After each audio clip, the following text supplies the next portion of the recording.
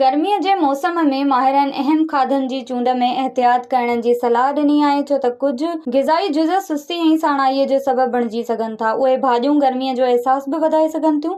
भाॼियूं हूअं त सिहत ॾींदियूं आहिनि पर कंहिं बि ग़िज़ा खे तवाज़ुन में खाइणु घुरिजे। इन हवाले सां 8 अहिड़ियूं भाॼियूं आहिनि जिन खे गर्मीअ में न खाइजे। माहिरनि मूजिबि पालक ऐं बंद गोभी वाइटमिन्स ऐं मादनियात जो बहितरीन ज़रियो आहे पर इन्हनि में पाणीअ जो वधीक मिक़दार नाहे हूंदो। गुल गोभी खाइण सां इंसानी जिस्म में गर्मी पैदा थींदी आहे। इन लाइ गुल गोभीअ खे रुॻो सियारे में खाइणु सुठो आहे। पाड़ वारियूं भाॼियूं जीअं बिह ऐं ॿियूं अहिड़ियूं शयूं घाटियूं हूंदियूं आहिनि जिन खे हज़म करण में वधीक तवानाई लॻंदी आहे। इन्हनि खे गर्मीअ में न खाइणु घुरिजे। कद्दू बि पाड़ वारी भाॼी आहे ऐं इन खे हज़म करण में बि ॾुखियाई थींदी आहे। इहो बि गर्मी वधाइण जो सबबु बणिजे थो। जेतोणीकि मटर प्रोटीन ऐं फाइबर जो अहम ज़रियो आहिनि पर कुझु माण्हुनि जो पेट फूके छॾींदा आहिनि। मकई हूअं त भाॼी न पर अनाज आहे पर इन खे भाॼी जियां बि खाई सघिजे थो। मटरनि जियां मकईअ में निशास्तो वधीक हूंदो आहे जंहिंसां पिणु पेट फूकबो आहे।